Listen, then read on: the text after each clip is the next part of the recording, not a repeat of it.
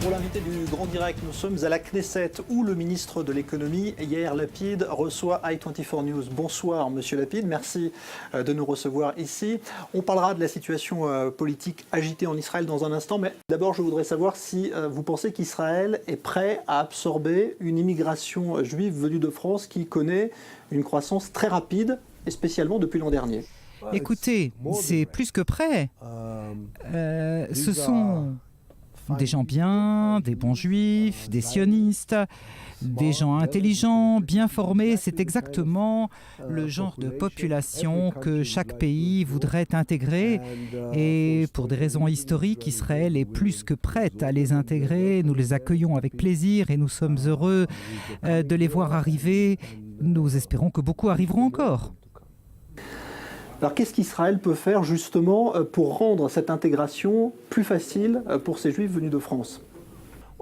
Écoutez, ça n'est pas une alia très dure. Ce sont des gens bien formés qui passent d'un pays occidental à un autre pays occidental.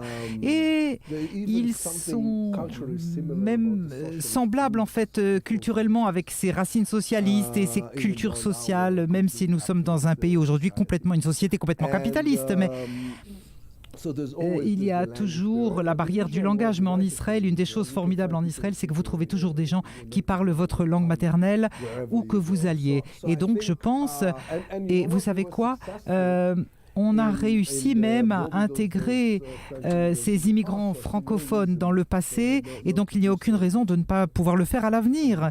Et actuellement Alors, aussi... la plupart de ces juifs qui quittent la France le font parce qu'ils pensent que l'antisémitisme devient trop important là-bas. Et il y a quelques semaines, vous aviez déclaré à New York qu'il valait mieux être un juif à New York qu'en Israël. Vous pensez que pour les juifs de France, eh bien, il vaut mieux être à Paris qu'en Israël ? Écoutez, je voudrais simplement corriger une petite chose. Ce dont je parlais, quand je parlais du concept d'Israël qui est un havre de sécurité pour tous les Juifs. Israël peut être dangereux en termes de menaces extérieures, le Hezbollah, le Hamas, etc. Mais il n'y a nulle part ailleurs dans l'univers qu'un juif peut se sentir plus sûr en ce qui concerne son identité, sa capacité à vivre de la manière dont il le désire, croire en ce qu'il veut croire. Et donc, être en sécurité, c'est plus que quelque chose de simplement physique. Il y a d'autres endroits au monde qui sont plus dangereux qu'Israël, d'autres qui sont moins dangereux qu'Israël. Mais ici, vous n'avez pas de menace sur ou contre votre identité ou votre mode de vie. Et ça, je crois que c'est 10 fois plus important que toute autre chose. À propos de menaces, justement, l'armée israélienne vient d'intercepter ce navire chargé d'armes en provenance d'Iran. Est-ce que vous soutenez la position du Premier ministre Netanyahou qui veut sans cesse montrer l'Iran du doigt et faire en sorte que l'Iran soit mis au banc des nations par la communauté internationale ? Non, écoutez, d'abord et avant tout, il a raison.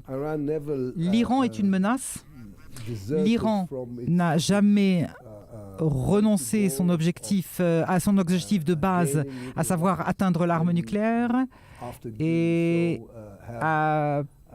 pour ce faire, il est prêt et veut devenir une menace pour toute la région. C'est une menace pour Israël, bien sûr, et l'Iran a toujours dit clairement qu'il voulait voir Israël effacé de la carte.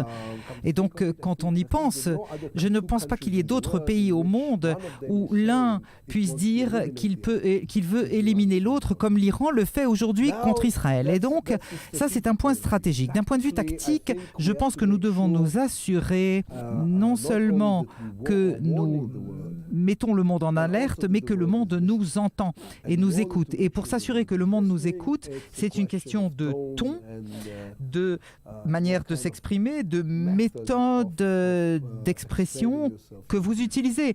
C'est crucial pour nous, alors que ce discours se tient de telle manière, il faut que nous nous assurions de maintenir cette relation très particulière que nous avons avec les États-Unis, cette intimité avec les Américains et avec les pays amicaux de l'Europe telle que la France.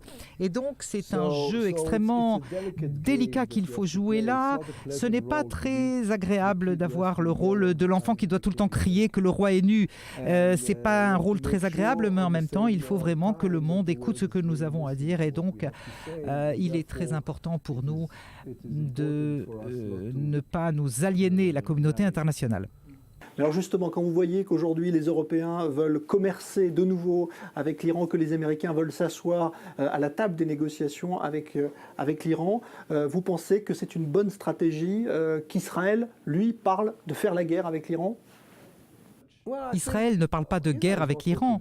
Les Israéliens, comme toutes les autres nations, adoreraient avoir une solution pacifique. Et une solution pacifique, cela signifie que par les négociations, l'Iran renoncerait à son programme nucléaire, arrêterait les 1900 centrifugeuses qui fonctionnent et fermerait sa centrale de plutonium à Arak, etc.